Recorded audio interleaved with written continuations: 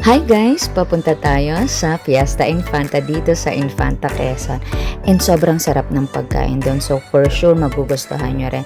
So lahat ng kinain namin dito sobrang sarap. Mayroong salad, sinigang, pinakbet, fish fillet, mayroon ding dessert. So sobrang mag-i-enjoy kayo dito. Dito lang yan sa General Luna Street. So pwede nyo ipagtanong-tanong dahil sikat to dito sa Infanta Quezon. And maganda rin tong lugar para sa mga kinakasal. Ang ganda rin ng view nila, ang babait ng staff, ang linis ng facility. So sobrang ma-enjoy nyo dito. So 11 out of 10 dito guys. And for sure babalik-balikan ulit namin to dahil hindi malilimutan ang experience dito. So yan, enjoy na enjoy kami dito. Kasama ko si Mama, Papa, and si Poy. And of course, ito yung pinakbet, fish fillet. So yan, marami pang pagkain. Actually, hindi ko na napakita yung iba. Pero sobrang enjoy kami dito.